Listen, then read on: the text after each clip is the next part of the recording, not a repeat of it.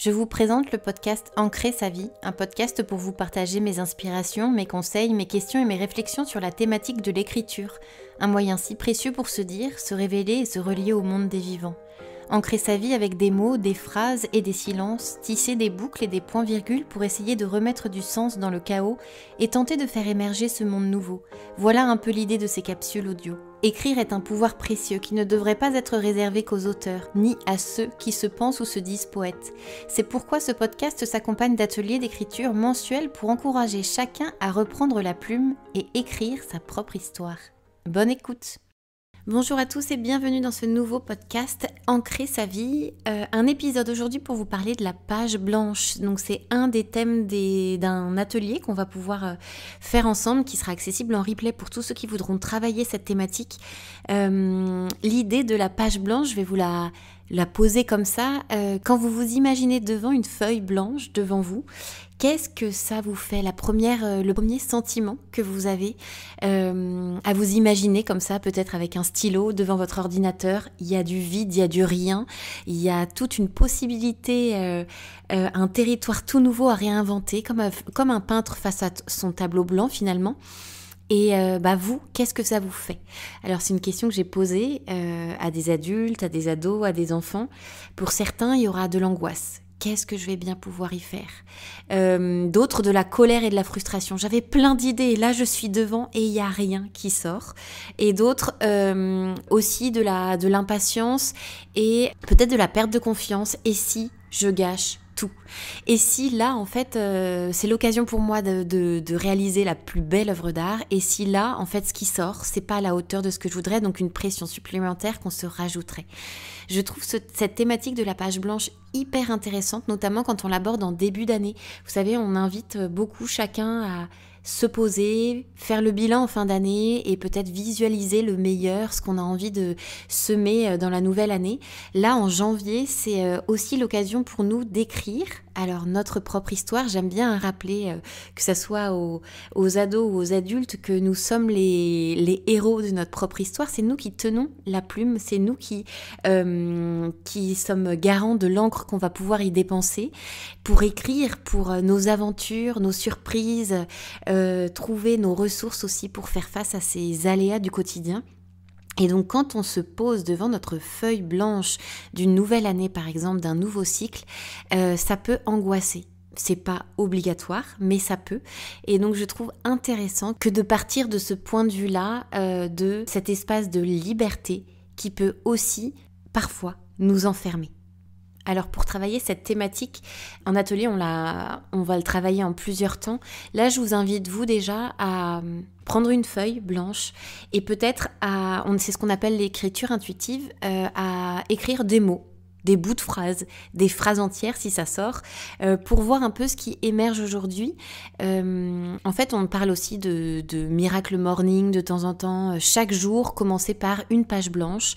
Et en fait, parfois, cette page blanche, elle sert comme de filtre ou de tampon à absorber, vous savez, comme pour les gauchers, à absorber l'encre qui déborde, qui n'est pas utile, qui va alourdir notre journée. On y met tout ce qu'on veut pas, ou alors tout ce qui a besoin de sortir pour pouvoir après avoir vraiment notre journée avec une belle feuille vierge. Donc de temps en temps, cette page blanche, elle peut servir simplement de sas, de moment que je vais m'accorder pour tout coucher sur le papier. Vous savez ce qu'on dit avec les émotions, on parle beaucoup de la gestion des émotions. En fait, on se rend compte que les identifier nous permet en fait de faire 50% du travail. Il suffit simplement que j'ai pu savoir où est-ce que je me situe, plein de colère, de frustration ou de tristesse immense, ça va déjà mieux. Vous voyez, mettre des mots sur nos mots, c'est suffisant. Donc là, je vous inviterai, pour ceux qui le sentent, à prendre une feuille à la fin de ce petite capsule audio et à coucher sur le papier tout ce qui vous passe par la tête. Encore une fois, ça n'a pas besoin d'être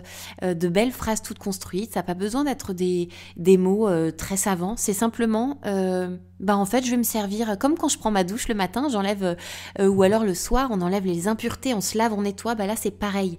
Ce qui va sortir là, c'est comme allez, je vais sortir les poubelles. Je vais laisser voir, déjà prendre conscience de ce qui va sortir pour après peut-être pouvoir faire un peu de tri et de ménage à l'intérieur.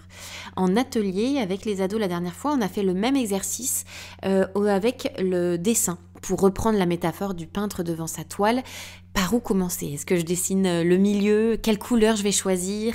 Quelle image, paysage? Où est-ce que je me situe par rapport à ma feuille? Quelle taille j'ai envie de prendre? Enfin bon, bref, c'est plein de questions qu'on peut se poser.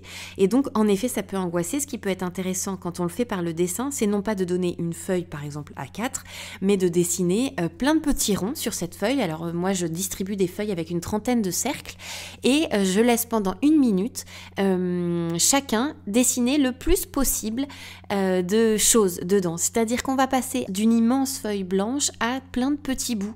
Et on se rend compte que parfois réduire l'espace, la taille, nous permet de moins angoisser. En tout cas, je trouve ça intéressant que d'aborder cette page blanche sous différents formats, sous différents moments de la journée, mais aussi avec des invitations qui ne sont pas forcément « tiens, je me pose devant mon ordinateur et j'écris un nouveau roman de 500 pages », mais plutôt je me pose devant un petit bout de papier et je laisse sortir ce qu'il faut et c'est pas grave si ça n'a aucun sens, ni queue ni tête, vous voyez ? Donc à partir de cette petite feuille, je vous la mettrai à disposition pour ceux qui voudront dessiner ces cercles blancs qui pourront les aider après à y voir plus clair. On peut tisser une histoire et on se rend compte que au lieu, encore une fois, si je reprends cet exemple du livre, moi, pour ceux qui ne savent pas, quand j'ai écrit mon roman, je me suis pas aperçue, je me suis pas mise devant ma feuille en me disant tiens, je vais écrire un roman. J'ai ouvert plein de dossiers sur mon ordinateur et j'ai écrit des pages, mais pas dans le même dossier. Vous voyez, vraiment plein de pages autonomes, indépendantes, qui n'avaient pour moi, dans un premier temps, aucun lien entre eux. Et je me suis rendu compte que c'était vraiment des pièces de puzzle que j'écrivais, qu'à partir de là, j'étais en train d'écrire un livre. Et c'est là où je parle parfois de pression qu'on se met, ou alors de barres trop hautes. Vous voyez, avançons petit pas par petit pas. Je n'ai pas besoin de savoir vraiment ce que je vais coucher sur le papier. J'ai pas attention aux intentions qu'on a. Tiens, je veux que ça soit beau, je veux que ça soit joli. Combien de fois avec les enfants, ils me disent non mais Hélène, de toute façon, je sais pas dessiner, c'est moche, parce qu'on avait des idées en tête bien précises, alors que peut-être que l'idée du départ n'était juste pas bonne. Si je reprends cet exemple de feuille avec mes 30 cercles dessus, à partir de ces 30 dessins, je vais pouvoir tisser une histoire, raconter le lien entre eux. Vous voyez, c'est comment moi je permets à chacun de faire plein de petits bouts et puis après, à partir de là, de raconter une histoire. Donc, dans un premier temps, je vous ai interrogé sur comment, qu'est-ce que ça évoque pour vous la page blanche, comment on peut l'appréhender d'autres manières, comment je peux faire plein de petites pages blanches peut-être. Je vais vous citer pour ça, encore une fois, Christian Bobin, que j'aime beaucoup et qui pour moi permet aussi d'interroger notre façon de penser les choses. L'intelligence n'est pas affaire de diplôme, l'intelligence est la force solitaire d'extraire du chaos de sa propre vie la poignée de lumière suffisante pour éclairer un peu plus loin que soi. J'aime bien parler d'intelligence ici quand on parle de page blanche parce que beaucoup d'entre vous peut-être se disent de toute façon moi j'ai rien à écrire, de toute façon tout ce que je vais écrire c'est bête et quand je l'ai écrit j'ai même honte de ce que j'ai fait, j'ai même pas envie de me relire.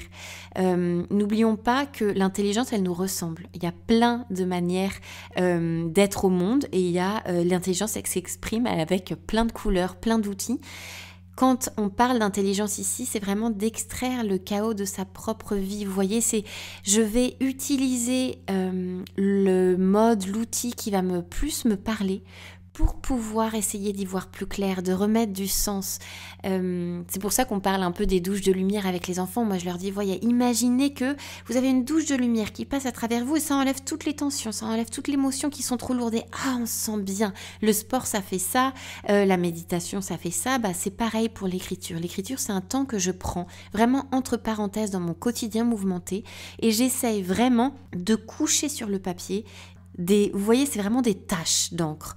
Tout ce qui va peut-être tacher mon quotidien, des nœuds que je n'arrive pas forcément, il ne s'agira pas forcément de tout comprendre, mais simplement d'oser passer de l'abstrait au concret. Je vais vraiment tirer sur un fil et lui donner une forme.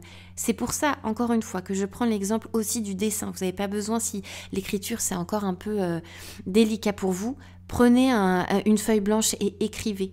Il n'y a vraiment pas besoin de manier les mots comme un poète, un artiste, un auteur. C'est chacun qui fait avec ce qu'il est et avec ce qu'il a envie de faire. Pour ça, je vais vous redonner une citation de Christian Bobin. L'écriture doit venir nous chercher où nous sommes, nous sortir de la tombe de nos vies, faire revenir dans nos veines le sang, vieil or de l'amour. En fait, c'est vraiment, viens, Je t'invite à écrire comme ça te ressemble toi. Tu vas choisir ton stylo, ta couleur, ta feuille, peu importe, mais fais en sorte que ça te ressemble. Pour moi, c'est le plus important. Donc voilà, cette thématique de la page blanche, si on veut aller plus loin, moi j'interroge aussi quel espace vous donnez au vide dans vos vies. Est-ce que vous le remplissez? Est-ce que les moments de silence, les moments de rien, ça vous inquiète, ça vous angoisse? Moi, je sais que je préfère les périodes de printemps et d'été où ça pulse, où ça vivant, et pourtant, Dieu sait comme j'ai besoin de ces moments d'hiver, ces moments entre parenthèses, ces moments de rien, ces moments où aussi on peut inviter la douceur. Donc je crois que c'est vraiment un temps précieux là. On est plutôt en fin d'hiver, en janvier. On a toute une année qui nous attend. Comment je fais face au vide, face au rien, face à l'action qui n'est pas encore présente et possible peut-être au vu de l'énergie que j'ai? Comment j'appréhende tout ça? Voilà l'invitation d'aujourd'hui. Je vous remercie de me suivre. N'hésitez pas encore une fois à me donner vos idées, vos avis, vos envies de thèmes et d'exercices aussi créatifs. J'en remettrai et j'en créerai régulièrement pour vous, pour que vous puissiez, en plus de ce podcast, écrire un petit peu, passer à l'action de votre côté. Et puis n'oubliez pas que nos ateliers d'écriture mensuels, ils nous permettent aussi de nous retrouver, de nous rassembler et d'échanger sur différents thèmes, des lectures aussi. Enfin vraiment de concrétiser cet outil et d'en faire un pouvoir précieux dans nos vies. Je vous souhaite une bonne semaine et je vous dis à très vite. Ciao!